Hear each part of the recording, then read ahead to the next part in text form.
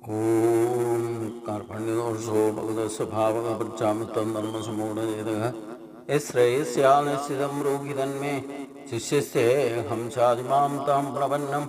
ॐ नमो भगवते वासुदेवाय। ॐ नमो भगवते वासुदेवाय। ॐ नमो भगवते वासुदेवाय। ॐ श्रीकृष्णाय परब्रह्मणे नमः। सभी सज्जनों को भगवान का नाम से और मोहन जी का नाम से सादर प्रणाम।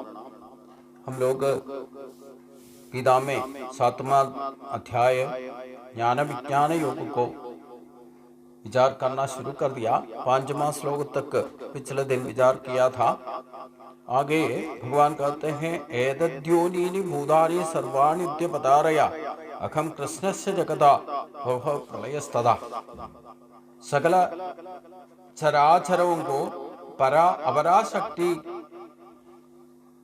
का प्रकृति से या प्रकृति से सृष्टि किया है और अखिल जगत का उद्भव स्थान और लय स्थान वो मैं ही हूं। तो जो जड़ और चैतन्य केवलम वो भिन्न नहीं है, एक ही साथ परमात्मा ही दो भाव में प्रकट होता है। पराशक्ति है वो जड़ और चैतन्य का रूप में इसी जगत में प्रत्यक्ष रूप में दिखाई देता है। मतलब हमारा ही शरीर में देखने से हमारा जीवन शरीर में जो वर्तित आत्मशक्ति जो है जीवात्मा स्वरूप में वो पराशक्ति का स्वरूप है। और शरीर जो है पंचभूतों से निर्मित ये शरीर जो है वो अपराशक्ति है। मतलब शरीर जो नाश हो जाता है उसको जड़ कहा जाता है। अगर उसको उसी में वर्तित जीवात्मा को चैतन्य माना जाता है। तो भगवान ईश्वर बोलने से ये एक व्यक्ति स्वरूप नहीं है, मतलब एक शक्ति स्वरूप है। इसी को चैतन्य बोलता है। वो सान्निध्य मात्र से हर एक चराचर को अपना जीव भाव में प्रकाशित करता है। सूर्य चंद्र नक्षत्र गोल जो प्रपंच में जो भी प्रत्यक्ष प्रपंच में जो कुछ भी हरकत होता है अवस्था त्रय संभवित हो जाता है, वो पराशक्ति का प्रभाव कई द्वारा ही होता है। इसलिए सर्व चराचर अपराशक्ति का स्वरूप में इसी प्रकृति में से प्रपंच स्वरूप में सृष्टि हुआ है और परिपालन भी उसी का ही साथी हो जाता है। उसका लय स्थान भी भगवान ही है। इसलिए मत परतरम ज्ञान किंचिदस्ति धनंजया सही मयि सर्वमिदं प्रोतम सूत्रे मणिगणाय। इसलिए अर्जुन हमसे अन्य मात्र कोई भी कुछ भी नहीं है। मतलब भगवान से श्रेष्ठ मानने वाला या अधिक श्रेष्ठ मानने वाला इसी जगत में और कुछ भी नहीं है। यही नहीं है, हम लोग चराचर का जो कुछ भी प्राणी है जो भी वस्तु है भगवान का एक ही धागे में लगाया गया है, मणिरत्न कहा जाता है। मतलब भगवान का ही जैसे माला बनाता है मणिरत्न का, एक ही धागे में बांधा हुआ मणिरत्न है हम लोग। हम एक सुप्रभात में जाकर में हम जो कुछ भी हाथ लगाता है उसका कीमत उसमें लिखा रखा है, वो किसी ने आपको बता देगा। हम हमारा ही शरीर को हाथ रख करके हमारा कीमत क्या है पूछने से वो कोई नहीं बताएगा, लेकिन उसका कीमत है मणिरत्न कहा जाता है। भगवान ने खुद बताया है, भगवान गई बनाया हुआ एक धागे से हम लोग सभी मणिरत्न का स्वरूप में माला जैसे बंधित करके भगवान ने जोड़ के रखा हुआ है। इसका कीमत हमारा ही कीमत क्या है, मणिरत्न कहा जाता है। तो रसोखम अप्सु कौन्तेय प्रभास्मि शशि सूर्यो प्रणव सर्ववेदेषु शब्द के पौरुषु।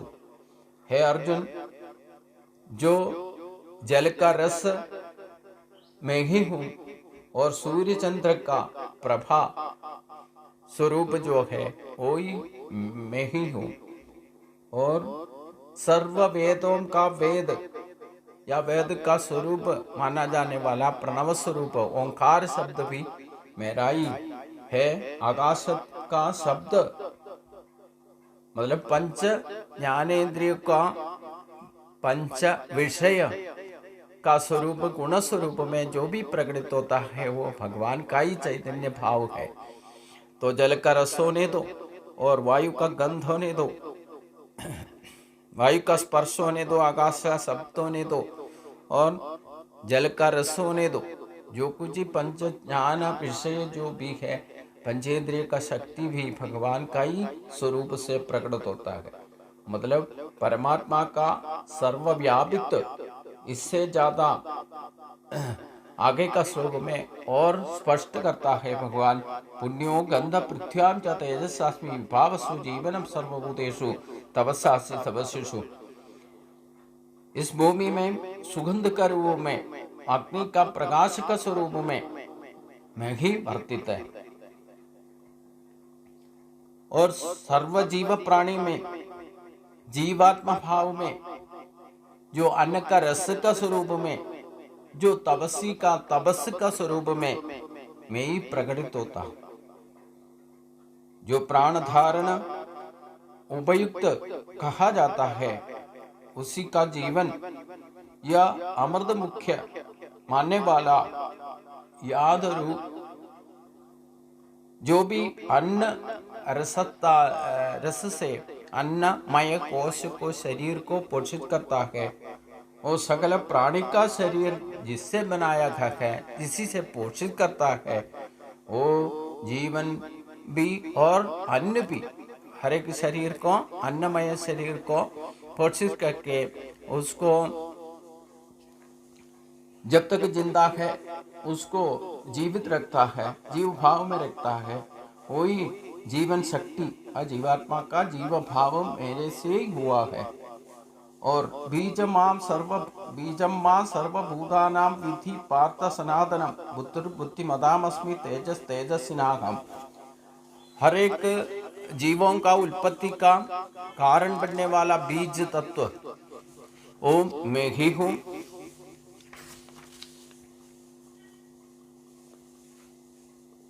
और परम कारण, जो हर एक जीव का उत्पत्ति का परम कारण भगवान है। बुद्धिमानों का बुद्धि भी, जो श्रेष्ठ बुद्धि मानने वाला बुद्धि भी मेरा ही है। और जिसमें जो कुछ भी तेजस दिखाई देता है वो तेजस भी मैं ही हूँ। मतलब हम कहाँ भी जहाँ भी जो भी गुण तेजस बल या बुद्धि जहाँ भी प्रकटित होता है वो भगवान का ही वरदान से मिला हुआ है करके हम सोचना चाहिए। जहाँ भी बच्चों में भी कोई भी गुण प्रकट होता है, कोई भी तरीके से उसका श्रेष्ठ मानने वाला गुण प्रकटित होता है तो वो भगवान का ही चैतन्य प्रतिभास का ही तेजस है, गुण है करके हम मान लेना चाहिए। बलम बलवतामस्मि कामराग विवर्जितम धर्मा विरुद्धो भूतेषु कामोस्मि भरतर्षभा। हे अर्जुन, जो बलवानों का बल, जो कामराग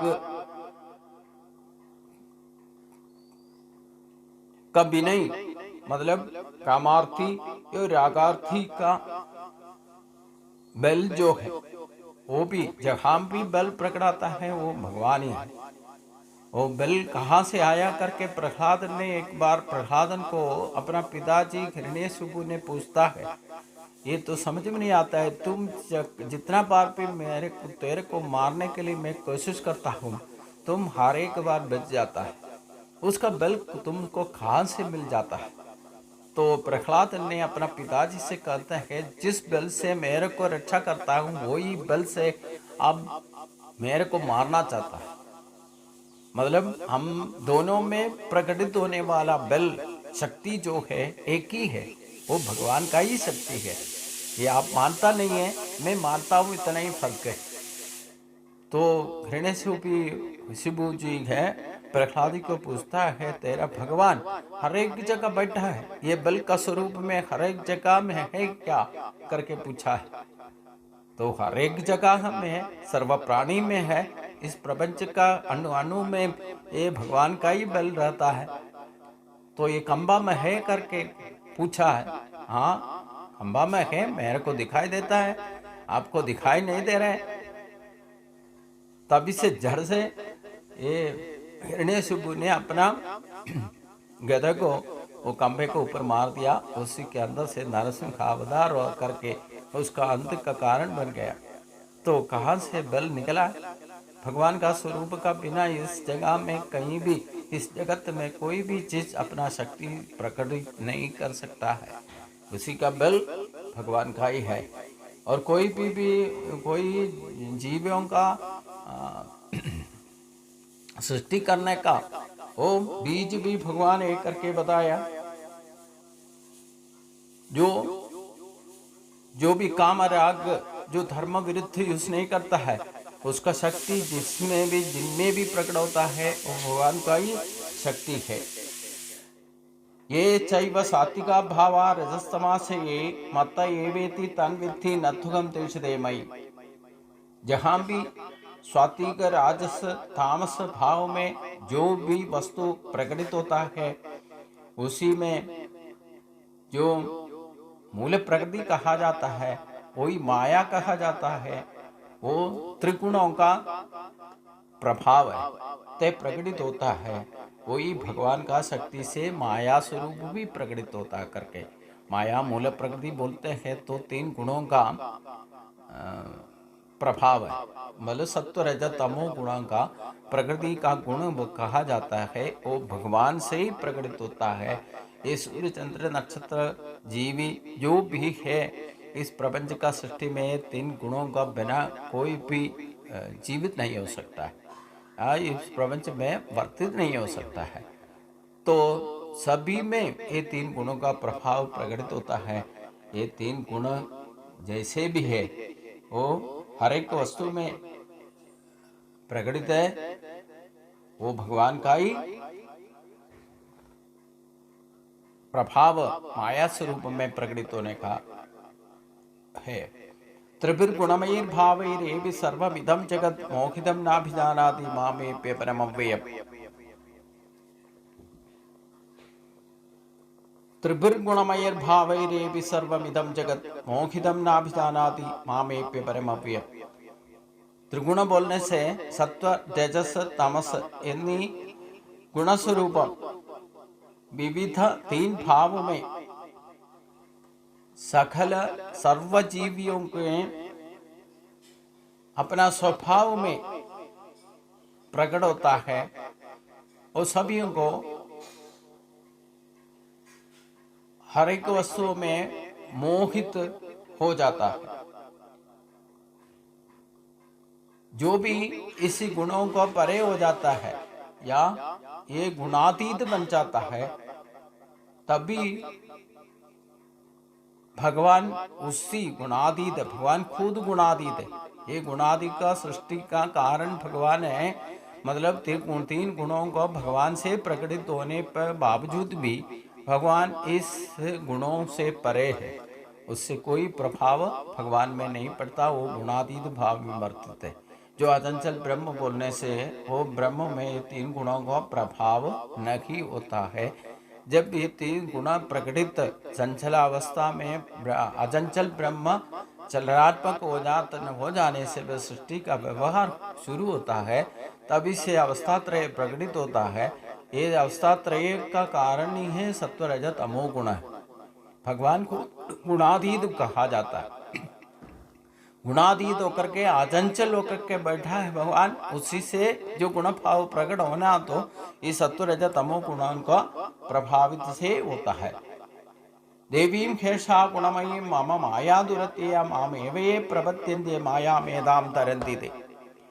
इसी को माया कहा जाता है। जो दिव्य सत्व रज तमस त्रिगुण स्वरूप भगवान का ही माया ते प्रकटित होता है, वो हर एक जीव में, हमें भी हमारा स्वभाव में सत्व रज तमो गुणों का प्रभाव प्रकृति का द्वारा हमें स्वभाव के रूप में प्रकटित होता है। इसी को माया कहा जाता है। ये माया को अतिक्रम करना, इसको जीतना है, इसको जीतना ही प्रयास है। उसका बहुत कष्ट उठाना पड़ेगा माया को जीतने के लिए। लेकिन भगवान कहते हैं जो भी आदमी भगवान को ही शरणागति प्राप्त हो गया, उनको माये आसानी से जीत सकता है। माये को अतिक्रम करने के लिए उसको कष्ट तो होगा, लेकिन भगवान का चरण में जाने से सर्वात्मना भगवान को शरणागति में गया तो उसको आसानी से ये माया को जीत सकता है करके भगवान बताता है।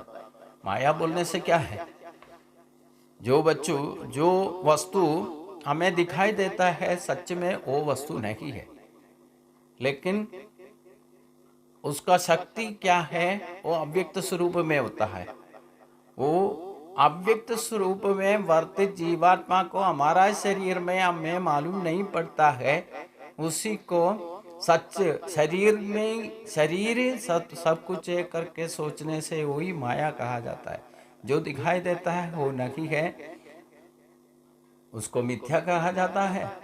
जिसको है नहीं करके हमें महसूस होता है, उसी में ही शक्ति रहता है, तो वो माया से बंधित है। हमारा इस शरीर के द्वारा ही हम इसको मालूम करना चाहिए, हमारा जीवन अव्यक्त स्वरूप है, लेकिन वही सब कुछ करके हमारा शरीर को मैं और मेरा कहने जाने वाला शक्ति जो है वो अव्यक्त स्वरूप में चैतन्य भाव में हमारा ही शरीर में वर्तित है। हमारा बॉडी कंप्लीट ले जाके सीटी स्कैन करने से भी हमारा जीवन शरीर में कहाँ रखा हुआ है, कहाँ बैठा करके हमें ट्रेस आउट नहीं कर सकता।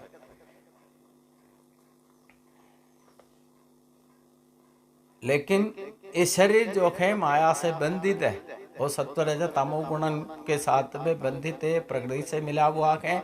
जब तक हमारा शरीर के ही द्वारे उसको सत्व रज तमो गुणों को जब जीतेगा, तभी गुणातीत भगवान को हमें ठीक तरह से मालूम पड़ जाएगा, उसके अलावा नहीं मालूम पड़ेगा।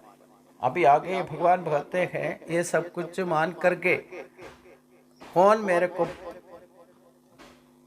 यथार्थ भक्ति करता है, ये जो भक्ति नहीं करेगा कौन कैसे होगा।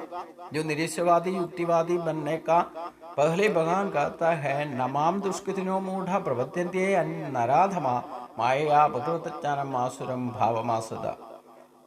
जो दुराचार कर्मों में व्यापरित है, जो पापी बन जाता है, ऐसे मूढ़ों को माया से बंधित होने वाला, उनको यथार्थ ज्ञान नहीं जब तक नहीं मिलता है, वो मूढ़ावस्था में जब तक आसुरी वृत्ति के साथ में जिंदगी बीतने वाला मनुष्य धामों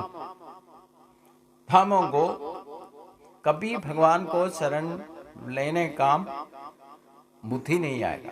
मतलब किसको भगवान शरणागति नहीं होगा, जिसको जो भी आदमी अपना ही जो कुछ दिखाई देता है प्रत्यक्ष रूप में, जो दुराचारी होता है, जो पापी बन जाता है, उनको मूढ़ कहा जाता है। वो अज्ञता का वजह से भगवान को ठीक तरह से समझेगा नहीं, उनको मानेगा नहीं, उनको पूजा पाठ नहीं करेगा या भक्ति में नहीं जाएगा, वो निरीश्वरवादी और युक्तिवादी बन जाता है।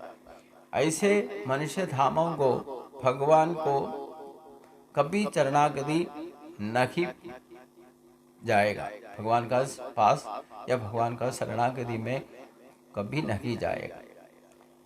कौन जाएगा फिर, कौन भगवान को भक्ति करेगा, यथार्थ भक्त कौन बनेगा करके भगवान अभी आगे बताएगा।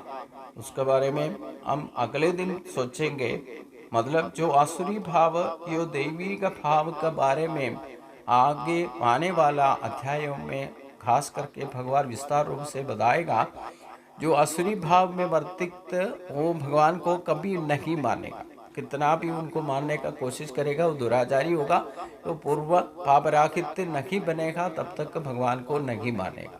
वो ईश्वर नहीं करके बोलते ऐसे घूमते रहेगा, उसको मूढ़ भगवान कहा जाता है। जिस तक माया में बंधित लोग हैं वो निरीश्वरवादी जो आसुरी भाव में वर्तित है उनको माया में बंधित हो जाता है, उनको भगवान को मानने का कभी दिलचस्पी नहीं होगा। उसी को आसुरी भाव या निरीश्वरवादी युक्ति भाव में हम भी बताया जाता है। हमें भी हमारे ही मनुष्य गणों में निरीश्वरवादी युक्तिवादी को हमें दिखाई भी देता है, क्योंकि वो आसुरी भाव से अपना माया में बंधित होने की वजह से जब तक माया को जीतेगा नहीं या पापराखित नहीं होगा तब तक ईश्वर को मानने का दिल उनको नहीं होगा या उनका बुद्धि होगा ऐसे प्राप्त नहीं होगा। निरीश्वरवादी बनकर या युक्तिवादी बनकर के घूमते रहेगा, जिंदगी बर्बाद करेगा। कौन मानेगा? भगवान को मानने वाला 4 तरह का भक्ति करके भगवान आगे बताएगा, उसके बारे में आगे हम सोचेंगे। सभी को नमस्कार।